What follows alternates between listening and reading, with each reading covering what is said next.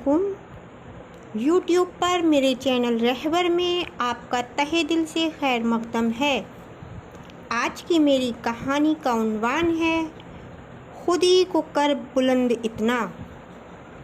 कहानी शुरू करने से पहले कहना चाहूँगी, मंजिल की जुस्तजू में क्यों फिर रहा है राही। मंजिल की जुस्तजू में क्यों फिर रहा है राही।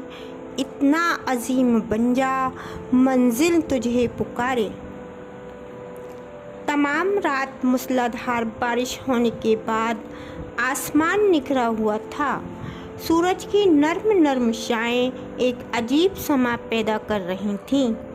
बरसात थम चुकी थी। साफ शफाफ सड़क पर चमकती एक लंबी यूनिवर्सिटी की बस तेज़ रफ्तार में चली जा रही थी। खिड़की के पास बैठी उज़्मा सुबह के हसीन मौसम से लुफ्तअंदोज़ हो रही थी जो यूनिवर्सिटी जा रही थी। खिड़की से तेज़ हवा के झोंके आते और उसकी काली घुंघराली जुल्फ़ों से सरगोशियाँ करते।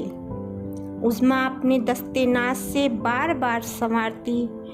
खिड़की से पीछे भागते पेड़ पौधों ने उसको अपने माजी में पहुंचा दिया। हवा के झोंके माजी की किताब के एक एक वर्के को पलटने लगे। उज़्मा और हिना दोनों चचेरी बहनें थीं। उससे भी ज़्यादा मजबूत एक और रिश्ता था दोस्ती का, जो उन्हें एक दूसरे से बांधे रखता था।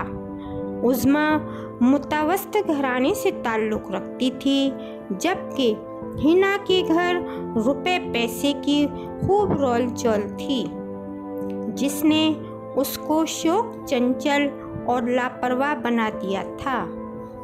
कहे इतने बुलंद जो महफिलों को जान बख्शते थे, मुस्तकबिल की तरफ से कोसों दूर, जिसका नतीजा ये होता कि बामुश्किल तमाम खिंचतान कर पास होती। न कोई मंजिल न मंजिल का निशान था। इसके बरक्स उज़्मा शाइस्ता मिजाज, कमगो, खूबसूरत और सलीकाश्वार, दोशीज़ा होने के साथ साथ हुस्न इखलाक की मालिक थी। बचपन से ही एहसास व अमल की चिंगारी फ़रोज़ा थी। वो एक आला किरदार और सादे औसाफ का मुजस्समा थी। मुस्कुराए तो जहाँ कलियों में पड़ जाए, लब कुशा हो तो गुलसिता खिल उठे। तबीयत में बला की खुददारी। उज़्मा अपनी मंजिल की एक एक सीढ़ी को अव्वल दर्जे से पास करके चढ़ती गई। प्राइमरी से स्कूल तक का सफ़र तय करते करते उसने शऊरी में कदम रख दिए। अब उज़्मा के वालिद साहब उज़्मा को कॉलेज भेजने के हामी नहीं थे। शायद उनके जहन में औरत की बुलंदी का वो नस्बुल ऐन नहीं था जिसकी हामिल गुज़िश्ता दौर में मिसेस इंदिरा गांधी थीं। लेकिन उज़्मा के दिलो दिमाग में अपने मुस्तक़बिल को बेहतर से बेहतर संवारने की धुन थी। अपनी वालिदा साहिबा के अक़वाले ज़र्री नक्कोश नुमा थे। उनका कौल था, बेटी, सोने को भी ज़ेवरात में ढलने के लिए पहले तपना पड़ता है। एक पत्थर की भी तकदीर संवर सकती है। एक पत्थर की भी तकदीर संवर सकती है। शर्त इतनी है परीने से तराशा जाए। मजबूत और खूबसूरत इमारत की तामीर करने के लिए नींव का मजबूत होना ज़रूरी है। नींव को तो अपनी मेहनत और लगन से तैयार कर चुकी थी। अब मुस्तकबिल की इमारत की तामीर करने के लिए उसे अपने वालिदैन की इजाज़त की ज़रूरत थी। अपनी तमाम हिम्मतों को यकजा करके उज़्मा अपने वालिदैन की ख्वाबगाह में दाखिल होती है। अब्बा हुजूर किसी तफसीर का मुताला कर रहे थे। उज़्मा को अंदर आते देख तफसीर बंद करते हुए बोले, क्या बात है बेटी? मैं कुछ कहना चाहती हूँ अब्बू। अब्बा हुजूर, तल्ख लहजे में क्या कहना चाहती हो? उज़्मा ने डरते डरते कहा, मैं और पढ़ना चाहती हूँ, कहकर अम्मी हजरत को उम्मीद भरी नज़रों से देखने लगी। अम्मी बेटी, मेरी भी ख्वाहिश है कि तुम खूब तालीम हासिल करो, क्योंकि इल्म इंसान की तीसरी आँख है। अम्मी हजरत भी चाहती थी कि लगते जिगर का कोई मुकाम हो, अपनी कोई पहचान हो, लेकिन वो शोहर की हर बात को अव्वलियत देती थीं, इसीलिए खामोश थीं और बेटी की सिफारिश में कुछ ना कह सकीं। अब्बा हुजूर, गला साफ करते हुए, तुम अच्छी तरह जानती हो मैं किस ख्याल का आदमी हूँ। मैं लड़कियों की आला तालीम के हक़ में नहीं हूँ। उज़्मा ने जितना पढ़ लिया है, मैं समझता हूँ इतना ही काफ़ी है। और फिर वो शुरू हो गए। अल्लाह बचाए आजकल की पढ़ाई से। इल्म तो खैर जैसा आता है, इखलाक बर्बाद हो जाते हैं, फैशन परस्त हो जाती हैं, अपनी मर्जी और ख्वाहिश से जो चाहती हैं करती हैं, किसी की सुनती नहीं, खुद मुख्तियार हो जाती हैं। इसीलिए मैं तुम्हें कॉलेज भेजने के हक़ में नहीं हूँ। अब्बा हुजूर ने सख्त लहजे में अपना फैसला सुनाते हुए कहा, ना है मासूम, ना है कोई फरिश्ता, ना है मासूम, ना है कोई फरिश्ता, ना बाकी आदमियत का निशान है। उज़्मा खामोशी से अब्बा हुजूर की तकरीर सुनती रही। जब वो खामोश हुए तो उज़्मा ने मासूमाना अंदाज में पूछा, क्या सब लड़कियां ऐसी होती हैं अब्बू? अब्बा हुजूर, ज़्यादातर यही देखने में आया है। उज़्मा अपनी वकालत आप करते हुए गोया हुई, इससे ये कहाँ साबित हुआ कि तालीम कसूरवार है। ये तो कसूर अपनी ज़ात का है, अपने किरदार का है। तहजीब के दायरे में रहते हुए अपनी वकालत आगे बढ़ाई। अगर तरबियत अच्छी है, लड़की साहिब किरदार और बाअमल है, तो दुनिया की कोई ताकत उसे राहे रास्त से नहीं डगमगा सकती। अब्बा हुजूर, तुमने दुनिया नहीं देखी, कॉलेजों का माहौल बहुत ख़राब होता है, तुम जैसी 2-4 होंगी। उज़्मा अब्बा हुजूर का अटल फैसला सुनकर नर्वस सी थके थके कदमों से बाहर आने लगी। तभी कमरे में आवाज़ उभरी, ठहरो। उज़्मा ने मुड़कर देखा तो अब्बा हुजूर मुस्कुरा रहे थे। मुस्कुराते हुए कहने लगे, मुस्तकबिल जिससे संवर जाए वो काम करो। इस वक्त उन्होंने फरसुदा ख्यालात को जहन से निकाल दिया। उज़्मा के दिल की कली खिली और चेहरे को शगुफ्ता बना दिया। भरपूर हौसले के साथ दूसरे दिन उज़्मा को खुशी खुशी पलकों पर हजारों सपने सजाए कॉलेज जाते देख अम्मी हजरत ने हिदायत की। मुस्कुराई और कहा, देखो बेटा, मेहनत ही है जो मुश्किल पर छा जाती है, मेहनत ही है जो मंजिल तक पहुंचाती है। सफलता की कुंजी है निरंतर प्रयास। सफलता की कुंजी है निरंतर प्रयास। अगर न सोता खरगोश तो न होती उसकी हार। उज़्मा ने सादतमंदी से सर को झुकाया, गोया इसके सिवा कुछ जानती ही ना हो। कहने लगी, अम्मी हजरत, आपकी अक़वाले ज़र्री हमेशा हमारे जहन नशी रहेंगे। मुस्तक़बिल में इंशाअल्लाह कभी आपको शिकायत का मौका नहीं देंगे। अल्लाह हाफिज़ कहती हुई कॉलेज के लिए रवाना हो गई। कॉलेज पहुंचते ही उसकी मुलाकात हिना से हुई, जो उसको कॉलेज के लॉन में अमान के पहलू में बैठी मिली। हाय हेलो हुआ। गुफ्तगू का सिलसिला बढ़ाते हुए उज़्मा ने कहा, और हिना, आगे क्या इरादा है?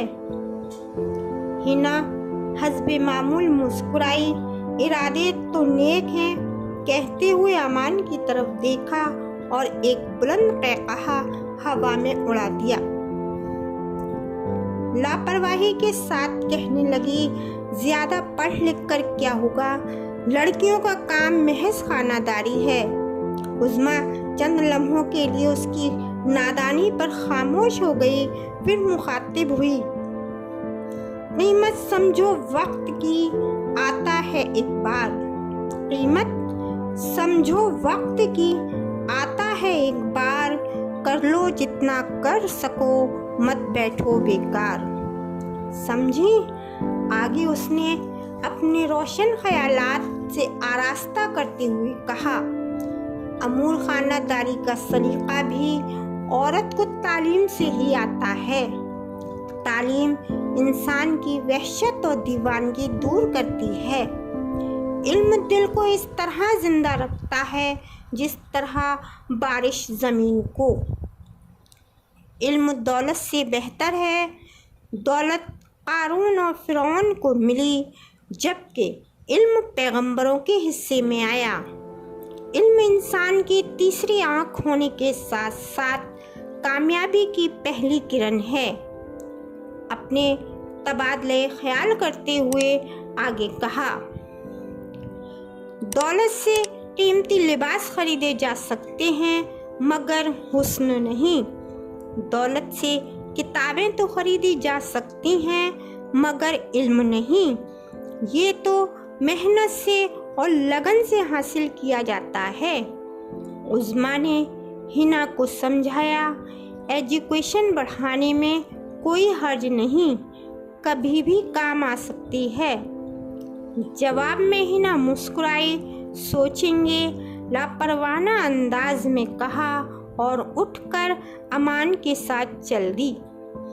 उज़्मा उसे जाते हुए देख अपने आप में गोया हुई। हादसात इंसान को बनाते हैं शाइस्ता। हादसात इंसान को बनाते हैं शाइस्ता। बेखतर फिजा में बहक जाते हैं लोग। हिना के वालिदैन ने जब हिना को तालीम की तरफ से गाफिल देखा तो हिना की शादी अमान से कर दी। जहेज के लालच पर टिकी ये इमारत ज्यादा दिन तक बरकरार नहीं रह सकी। आपसी तकरार से उसके सुतून हिलने लगे और बात तलाक तक पहुंच गई। हिना अपनी 2 साला बच्ची हुमा को लेकर अलग हो गई। वो क्या करेंगे कद्र शरीके हयात की। वो क्या करेंगे कद्र शरीके हयात की, जिनकी नज़र में प्यार की कीमत जहेज है। हिना के वालिदैन ने भी उसे राह रास्त पर लाने के लिए हिना का साथ छोड़ दिया।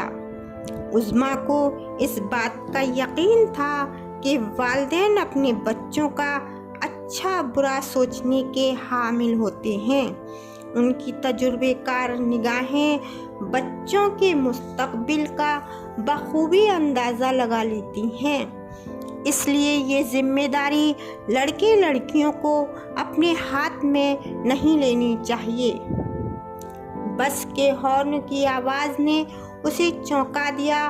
उसने देखा कि बस यूनिवर्सिटी के सामने खड़ी है। उज़्मा ने कलाई पर बंधी घड़ी पर एक नज़र डाली, जल्दी से उतरी और तेज तेज कदमों से यूनिवर्सिटी के गेट की तरफ बढ़ गई। गेट पर अचानक उसकी निगाह अपनी बेटी के साथ खड़ी हिना पर पड़ी। हेलो हिना, कैसी हो? हिना फीकी सी मुस्कुराहट के साथ मध्यम सी आवाज में, ठीक हूँ। अब न कोई मंजिल न मंजिल का निशान है। बड़ी हसरत में मेरा कारवां है। उसका वजूद बदल चुका था, जिसमें जिंदगी की तल्खियां झलक रही थीं। उज़्मा अपने आप से गोया हुई, किस तरह तसल्ली दूं दिले बीमार को, किस तरह तसल्ली दूं दिले बीमार को, जिस तरह थामे कोई गिरी हुई दीवार को। तभी हिना ने उज़्मा की खामोशी तोड़ते हुए अफसरदा आवाज में नदामत के साथ कहा, काश उज़्मा, मैंने तुम्हारे महकते फूलों के गुलदस्ते की महक को अपने साथ रखा होता, जो तुमने मुझे कॉलेज के लॉन में दिया था। अब मैंने तुम्हारे रोशन ख्यालात की रोशनी में अपनी मंजिल को तलाश कर लिया है। मैं भी आज अपनी मेहनत और लगन से किसी मुकाम तक पहुंचना चाहती हूँ।